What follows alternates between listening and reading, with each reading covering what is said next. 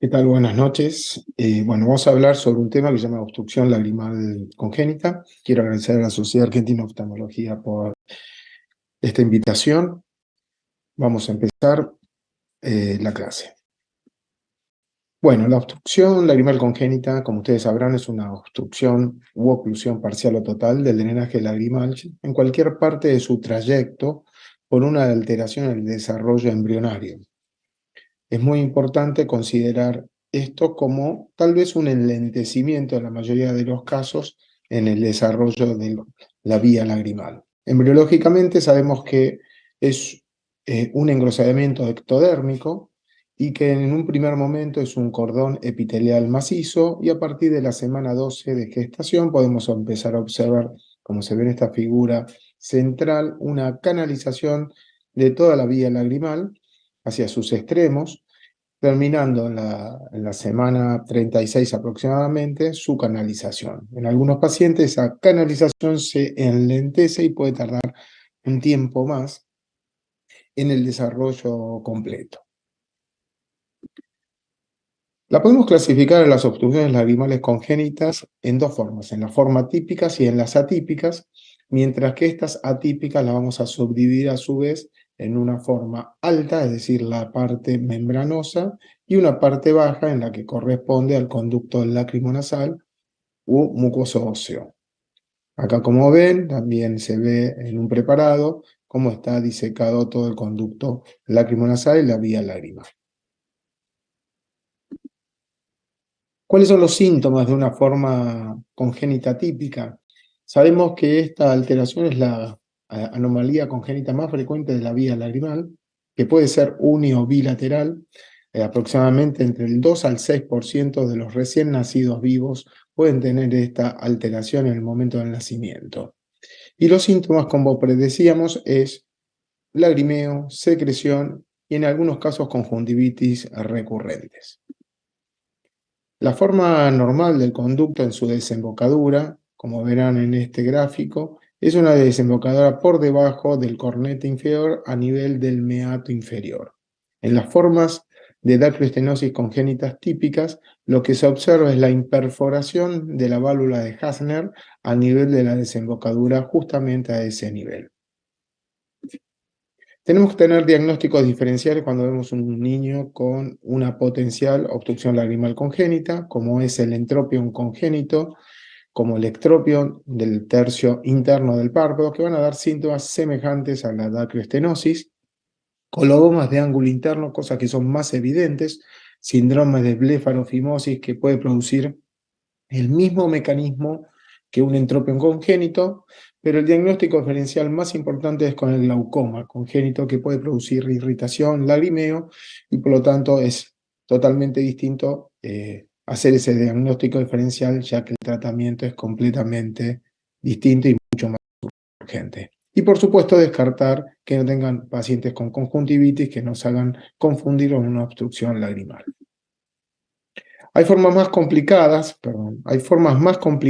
de esta dacroestenosis, como son los mucoceles u amnioceles, como vemos en este paciente, en donde se observan grandes tumoraciones de color azulada, típicas de los amnioceles, o puede haber también pioceles o dacrocistitis, como en estos otros pacientes, en donde la obstrucción ya es mucho más severa, con una infección, y por lo tanto las medidas a realizar son más urgentes que en un paciente que tiene una forma típica.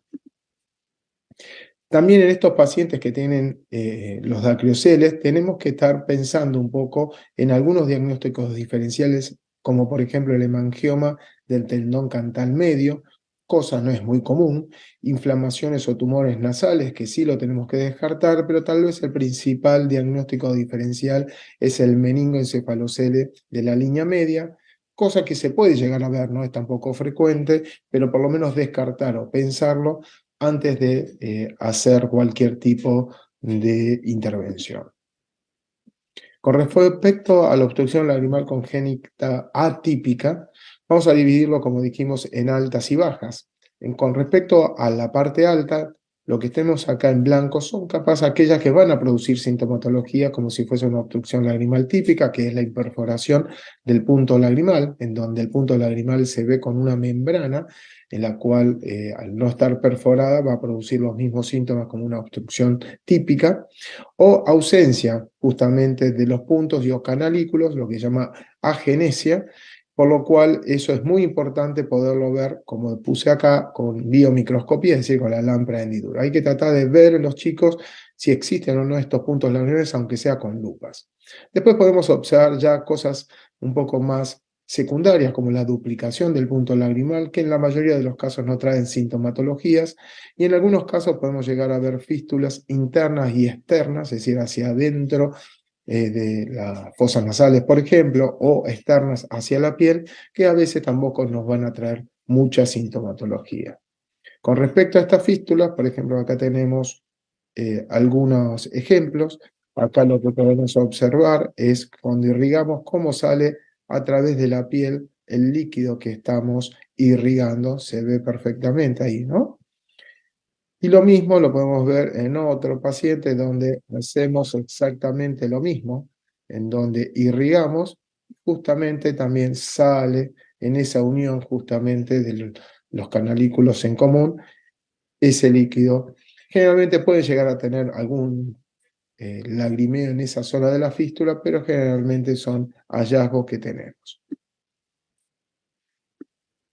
Muy bien, vamos a pasar a la parte de la obstrucción lagrimal congénita atípica baja, en la cual acá tenemos que considerar ya el conducto lacrimonasal, donde haya una agenesia parcial o total del conducto lacrimonasal o una obstrucción fibrosa a nivel del conducto. Acuérdense que en la obstrucción típica teníamos solamente la imperforación de la válvula de Hasner.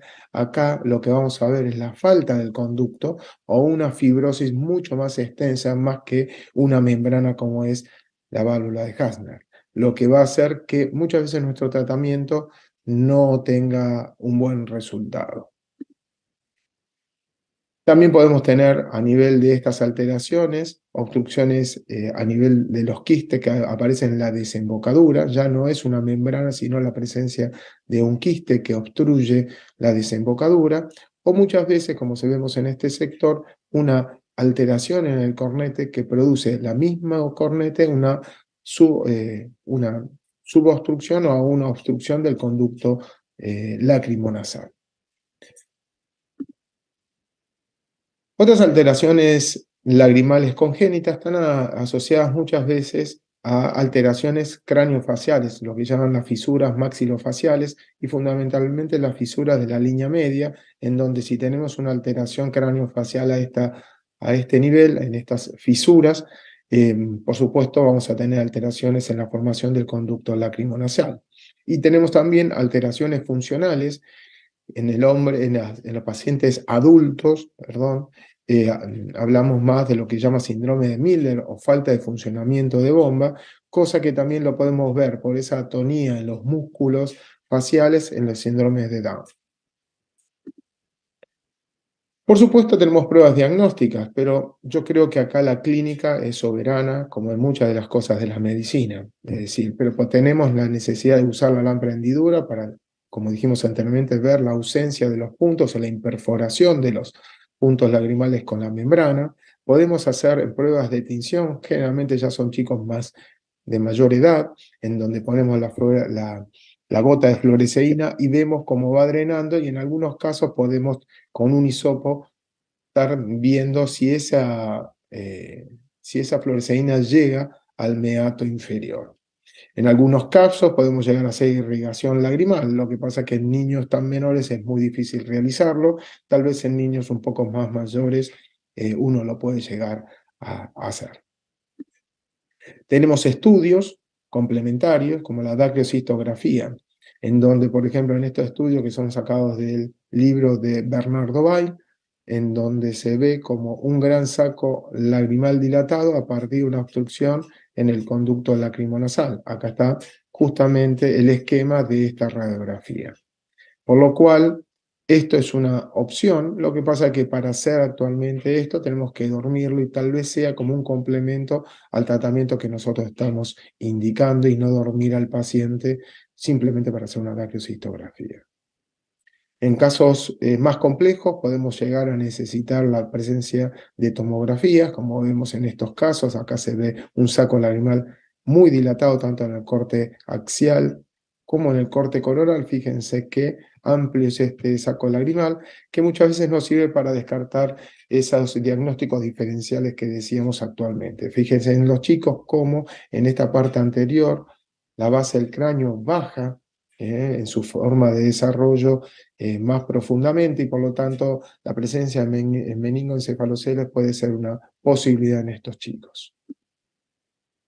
Por supuesto, lo que ha cambiado mucho en el estudio y el tratamiento de la vía lagrimal es la endoscopía nasal. Por lo tanto, hoy por hoy nosotros los oftalmólogos también tenemos que conocer esta anatomía que vemos acá y tenemos que empezar a usar el que se dedica a plástica ocular, el endoscopio, ya que muchas de las patologías que vamos a ver o tratamientos que vamos a realizar se van a hacer por vía endoscópica a nivel endonasal. Acá lo que se ve es una imagen donde se pasa el sondaje como vamos a ver actualmente o patologías endonasales, como por ejemplo alteraciones en el cornete o la presencia de quistes en la desembocadura a nivel de esta patología. Hay otros estudios como la dacriocistografía isotópica, hay pocos lugares en donde se hacen y además no trae a veces mucha más información que otros estudios. A veces se usa para justamente tratar de evaluar también el funcionamiento, no solamente la obstrucción, sino el funcionamiento en casos difíciles. Pero la verdad que es simplemente para que sepan que existe, pero no se usa actualmente. Bueno, ¿qué pasa con estos chicos que tienen una obstrucción lagrimal en el momento del nacimiento? Acuérdese que el 90% de estos casos se resuelve espontáneamente antes del año de edad. Como dijimos en un principio, esto es un desarrollo enlentecido, es decir, normalmente en la semana 36 tenemos formado el conducto lacrimonasal y la vía lagrimal en su forma completa, pero en un pequeño porcentaje ese desarrollo se enlentece y se va a terminar de desarrollar en los primeros meses de vida. Por eso el 90% de los pacientes tienden a terminar su desarrollo postparto. De ese 90%, el 10% restante, el 90% de ese 10% se resuelve con un sondaje y de ese 10% restante, un 50% se resuelve con un segundo sondaje, por lo cual el alto porcentaje de los pacientes puede ser resuelto simplemente con un sondaje. Ahora, ¿cuál es el tratamiento pre-sondaje? Es decir, que como dijimos, nosotros tendríamos que esperar casi un año para la intervención para ver si este paciente desarrolla o no esa vía lagrimal y por lo cual durante ese tiempo tenemos que darle tratamiento basándonos fundamentalmente en los síntomas. Antibióticos tópicos cuando hay mucha secreción conjuntival, la limpieza de párpados y pestañas de las secreciones es fundamental, el masaje del saco lagrimal es un elemento que puede ayudar no solamente anatómicamente en el desarrollo, pero también a los padres en intervenir en esta espera hasta el momento que se termine de desarrollar. Hay que humectar la zona periocular, a veces con pomadas, ya que puede producir dermatitis, el lagrimeo o la secreción que persiste, y explicarlo a los padres todo esto que le estamos explicando hoy a ustedes, porque tienen que tener paciencia hasta que llegue el momento en donde ustedes indiquen o no una intervención. En las formas típicas, si persisten los síntomas entre los 10-12 meses, ya vamos avisándoles a los padres la indicación que es el sondaje. ¿Ok? Tal vez uno generalmente lo va viendo, observando a los pacientes cada mes y medio, y va viendo cómo va evolucionando y a veces a base de la experiencia uno va viendo los síntomas que tiene y ir adelantándolo a los pacientes. Pero tratemos siempre de esperar hasta esa fecha aproximadamente. Esto es lo que usamos para un sondaje, distintas cánulas. por supuesto las sondas de Bowman para ver si los canalículos existen, por supuesto distintos tamaños de dilatadores, y yo uso protector ocular en todos mis pacientes. Los dilatadores tienen que ser, siempre las maniobras que realicemos en un sondaje en los chicos, tienen que ser tienen que ser cuidadosamente para no producir alteraciones en la vía, ya que son vías muy pequeñas y muy delicadas. Acá vamos a ver, en principio, un sondaje, el paciente con ese con protector, siguiendo la forma de la vía lagrimal en una porción vertical, una porción horizontal, ingresando en el conducto lacrimonasal. Vamos a repetirlo, como verán otra vez. Fíjense que yo entro verticalmente, después horizontalmente y nuevamente vertical, siguiendo la vía lagrimal como uno la aprendió, porque uno lo hace todo esto a ciegas. Volvemos otra vez. Ahí lo tenemos. Vertical, horizontal, tocamos el hueso, rectificamos y nos metemos en el conducto lacrimonasal para perforar justamente la membrana de Hasler. Acá tenemos lo mismo, pero visto por vía endoscópica. Hoy por hoy, la idea es siempre ver y observar qué estamos haciendo, porque siempre lo hacíamos así, sino ahora justamente ver si que estamos haciendo una falsa vía o realmente desembocamos donde tenemos que desembocar. Así que, por lo cual, si al principio lo harán con un otorrino y después lo harán en forma unificada. Acá vemos lo mismo. Acá estamos entrando en el meato inferior, que está acá donde yo estoy señalando. Entramos allí, y ahí atrás de ese meato vemos cómo yo con la sonda 1 hace el movimiento, viendo que se ha llegado a la perforación de eso. Son narices muy chiquititas, tiene que ser endoscopios muy pequeños, pero es lo normal que tendríamos que hacer. De esa forma confirmamos que el sondaje ha sido realizado con éxito. Muy bien. ¿Qué hacemos en el post-sondaje? Bueno, en el postoperatorio yo le doy antibióticos con un poquito de Dexa tópicos por unos pocos días, y en algunos pacientes damos descongestivos nasales por una semana. Ya pueden ser, o sea, corticoides, y en algunos casos solamente solución fisiológica en spray nasal. Lo controlamos a las 3 semanas del postoperatorio, y en caso en que haya fallado, podemos repetir el sondaje a las 6 semanas. Pero bueno, eso lo vamos observando en cada uno de los pacientes, pero simplemente esperamos esos tiempos para justamente permitir la descongestión y permitir también ver cómo va evolucionando. Pero es arbitrario los tiempos que estoy nombrando. ¿Qué complicaciones podemos tener? Bueno, una vía falsa. Esto por eso es tan importante conocer la anatomía. La vía falsa puede ser producida porque somos muy agresivos o porque nos metimos en cualquier lado, como dijimos recién, que no vamos al conducto lacrimonasal. Y por supuesto encontrarnos a una obstrucción ósea, es decir, la forma de obstrucciones atípicas que hablábamos anteriormente, y por lo tanto no poder realizar el sondaje, es decir, entramos hasta el conducto y no lo podemos perforar. Y esto es lo que tenemos que anticipar a los padres, que hay un pequeño porcentaje de obstrucciones lagrimales que no son típicas y que requerirán de otras intervenciones además del sondaje. Que el 90% de los chicos que le hacemos un sondaje mejora, pero hay un 10% que no, por lo cual eso los padres lo tienen que saber. ¿Cuándo no esperamos los 12 meses de indicación del sondaje? Ante conjuntivitis mucopurulentas reiteradas y que no mejoran con el tratamiento, es decir, si el paciente está 3, 4, 5 meses de vida y está con una conjuntivitis mucopurulenta que no mejora con ningún tipo de tratamiento tópico, hay que hacer el sondaje, hay que adelantarlo. Cuando tenemos el dacriocele congénito, los dacrioceles congénitos tampoco se esperan porque se pueden infectar, o pacientes con dacriocistitis que también no se esperan.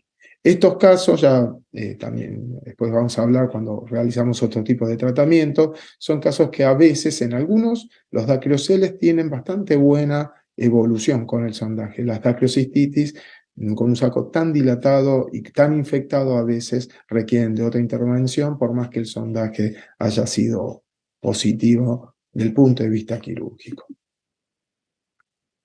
Ante el fracaso del primer sondaje en una forma ya atípica, por supuesto lo primero que tenemos que es evaluar la causa del fracaso Eso es decir, dónde apareció en el sondaje la obstrucción atípica, ya sea en los puntos lagrimales, en el conducto lacrimonasal, cómo fue esa obstrucción a nivel del conducto lacrimonasal, ya que no es lo mismo capaz una obstrucción del conducto más dura que una agenesia del conducto, lo que nos va a cambiar directamente la indicación. Ante cualquiera de esas alternativas, como alternativas terapéuticas, tenemos la posibilidad de hacer un segundo sondaje, la realización de una dacrointubación, un proceso terapéutico que se llama balón, que lo vamos a explicar, o la realización de una dacriocitorrinostomía o tubo de John en algunos casos muy severos. Por lo tanto, el segundo sondaje, ¿cuándo lo indico? Si no tengo información del primer sondaje, es decir, yo recibo un paciente que me dicen que le hicieron un sondaje, pero no sabemos qué pasó en ese primer sondaje. Bueno, le hago un segundo sondaje para saber qué ha pasado, si estuvo mal hecho el sondaje, porque a veces, yo diría en un 50%, podemos resolverlo con esta intervención. Otro de los elementos por lo cual indico un segundo sondaje es que no tenga un saco dilatado. Cuando ya tiene un saco dilatado, el segundo sondaje posiblemente tampoco funcione. Y siempre en estos segundos sondajes hay que realizarlos con monitoreo endoscópico. Como decíamos, tanto en el primero como en el segundo, la idea es realizarlo siempre con endoscopía simultánea. Una de las opciones que decíamos, al no funcionar el segundo sondaje o no indicarlo, es la dacrintubación, que es la colocación de un tubo de silicón en la vía lagrimal. Estos tubos de silicón se llaman sondas de Crawford, hay otra forma que se llama sonda de Riklen, cualquiera de las dos se pueden llegar a utilizar para este tipo de dacrintubación. Estas se dejan dentro del conducto como si fuese persistente allí durante 3 meses aproximadamente, permitiendo que todo ese conducto lacrimonasal se vaya canalizando junto con el silicón. ¿Cuándo la indicamos? Bueno, la indicamos ante la falla de uno o dos sondajes consecutivos, ante un bloqueo blando o stop blando en el primer sondaje, es decir, si nosotros vemos que en el primer sondaje tenemos no una válvula imperfora, sino un conducto que me permite el paso de la sonda, pero que posiblemente al ser tan extenso se nos vuelva a cerrar, se indica esto. Y en niños grandes mayores de 3 años que ya vienen sin sondajes previos, también podemos evaluar la colocación de una dacrintubación, ya que en esta edad ya solamente hacer un sondaje de primera vez puede traernos muy pocas porcentajes de éxito. Vamos a ver acá una dacrintubación en la cual lo que hacemos es lo mismo que al principio como un sondaje, dilatamos los puntos lagrimales en forma delicada, siempre fíjense que va vertical y horizontal.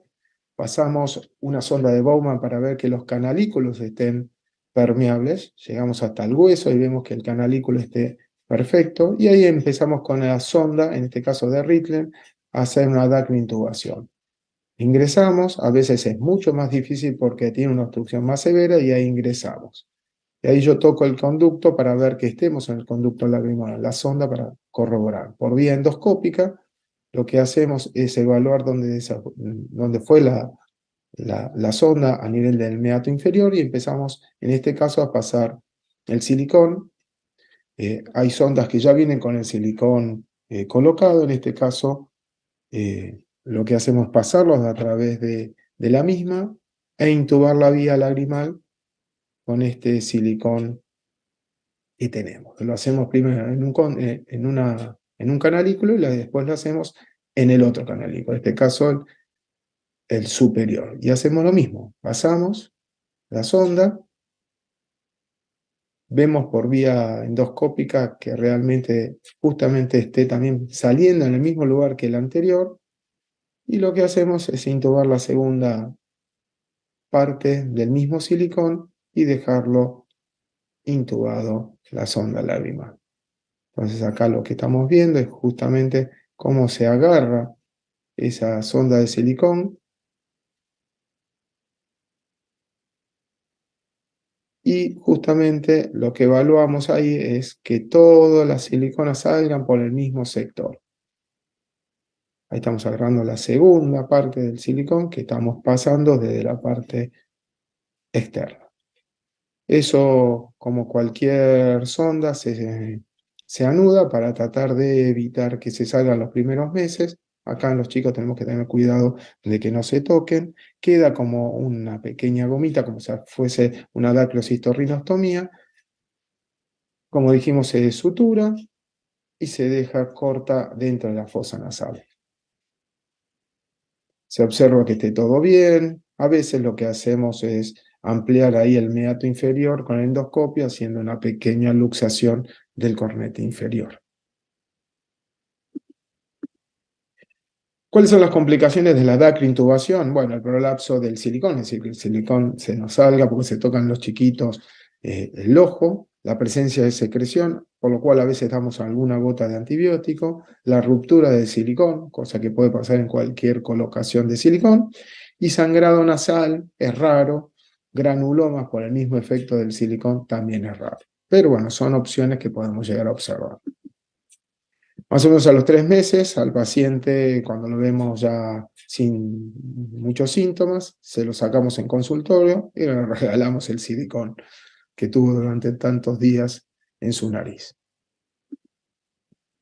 El balón catéter también se la denomina dacriocistoplastia, es algo en la cual yo no lo uso actualmente, se pone justamente esta sonda con un balón dentro del conducto lacrimonasal, se le imprime una cierta presión para dilatar, para abrir ese balón dentro del conducto y así dilatar el conducto lacrimonasal. Es un tratamiento un poco más costoso, que yo comparando con una intubación no lo ofrezco y a veces hasta también es difícil tratar de conseguirlo en nuestro país. Pero sepan los que existen y es una alternativa más al tratamiento de las obstrucciones atípicas. Y por supuesto tenemos la dacrocistorrinostomía, que puede ser tanto endoscópica como externa, todo va a depender en dónde la tenemos haciendo. Yo en forma privada sí la hacemos por vía endoscópica, ya que es mucho menos cruenta, no deja cicatrices y por lo tanto es una posibilidad eh, para esta alteración. ¿Cuándo la indicamos? Cuando hay una falla del segundo sondaje, en ocasiones con saco lagrimal dilatado. Es decir, cuando ya tenemos un saco lagrimal muy dilatado, podemos tener permeabilidad del conducto lacrimonasal, pero posiblemente no tengamos funcionalidad, y porque el saco ya no produce el mecanismo de bomba que queremos, y por lo tanto hay que hacer una vía lagrimal más corta y que se hace a través de esta técnica. Falla en la dacrointubación con silicona, le hicimos una dacrointubación y también falló, por lo cual la dacrointubación tiene también sus fracasos, o que en el sondaje tengamos un bloqueo óseo o una agenesia del conducto lacrimonasal y por lo tanto no podemos hacer una dacrointubación o un balón catéter, por lo cual la indicación es una dacrocistorrinostomía. Clínica con dacriocistitis en niños mayores de 2 años, por dilatación del saco lagrimal en forma crónica, es decir, uno espera, se puede hacer a cualquier edad la dacrocistorrinostomía, pero la verdad que los espacios tienden a ser muy pequeños y cada vez más difíciles, y por lo tanto uno si puede, con tratamiento tópico, tratar de ir manteniendo al niño lo mejor posible hasta una edad, como puede ser a partir de los 2 años, tal vez sería lo ideal. Acá tenemos un chiquito que tiene, como verán, una alteración nasal, y esa alteración que la vemos en la tomografía, vemos que hay una alteración también del tabique, una alteración de todos los parámetros a nivel de la línea media de su base de cráneo y facial. Por lo cual, lo que se le indicó a este paciente, como verán ahí ya puesto el silicón, una dacrocistorrinostomía. La tasa de éxito de la dacrocistorrinostomía, tanto externa como endoscópica, es mayor al 90%. Preferible hacerlo luego de los 4 años, pero uno lo puede ir evaluando, eso en cada paciente. Y también, si uno poder elegir, hacerla en forma endoscópica.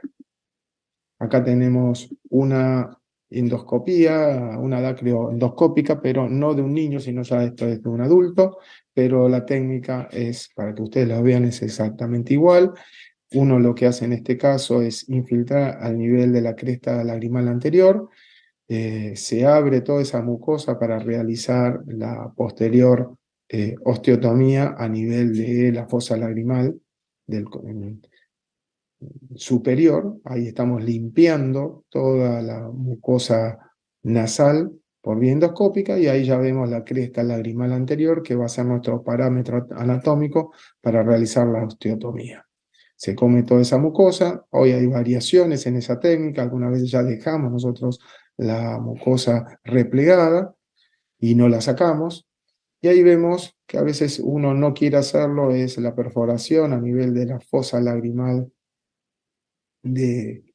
para ubicarnos. En un principio lo hacíamos, actualmente tratamos de no hacerlo y hacemos con a Kerrison la osteotomía de toda esa pared de la cresta y hacer la comunicación con la fosa nasal.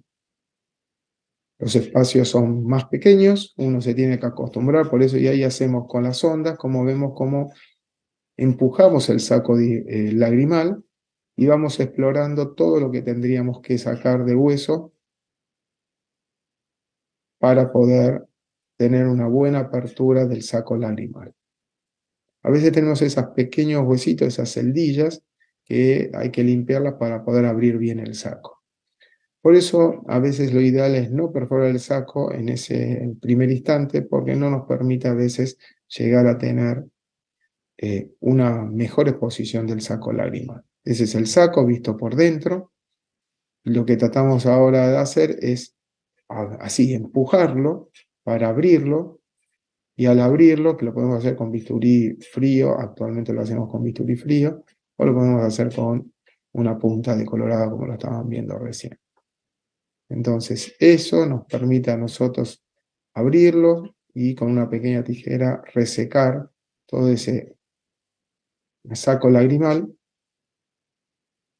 y al resecarlo hacer una comunicación para el pasaje de silicona.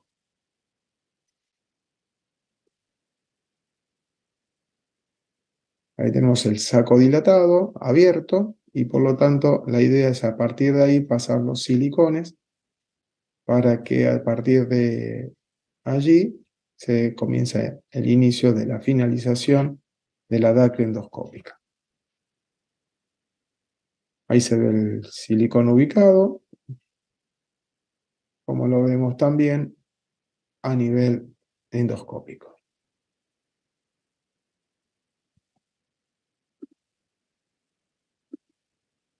Conclusiones sobre esto. Tenemos una obstrucción lagrimal congénita. En el 90% de los casos tiene una resolución espontánea. Cuando no se produce una resolución, tenemos que pensar que puede todavía ser una forma típica y por lo tanto vamos a realizar un sondaje que en el 90% de los casos es exitoso, pero en un pequeño porcentaje, aproximadamente el 10%, no es exitoso. Por lo cual, si no es exitoso, al mismo tiempo que la forma típica, hay que evaluar distintas opciones. Dentro de esas opciones podemos evaluar, cuando se realizó el sondaje, que podamos tener un bloqueo óseo, lo que va a indicar, cuando tenemos el bloqueo óseo, realizar una dacriocistorrinostomía, ya sea endoscópica o no, y si es blando, hacer una dacrointubación, la cual puede llevarnos a un éxito con esa técnica. Cuando esta dacrointubación falla, podemos pensar en una tercera posibilidad, que es el dacriobalón catéter, o realizar finalmente directamente una dacriocisto-rinostomía. Por lo cual, nuestro último parámetro siempre va a ser una DCR, ya sea endoscópica o nasal. Si esto vuelve a fallar, acuérdense que tiene un éxito del 90%, se tiene que realizar posiblemente una nueva dacriocisto-rinostomía en forma secundaria. Entonces, la obstrucción lagrimal congénita es frecuente, se cura espontáneamente en un alto porcentaje, pero no es una patología banal en muchos casos, por lo cual eso tenerlo en cuenta, hablarlos con los padres, porque a veces requieren más de un tratamiento para llegar al éxito justamente de terapéutico. Bueno, muchas gracias. Estos son mis distintos medios de conexión, así que si quieren hacer una pregunta, lo podrán hacer a través de allí. Gracias.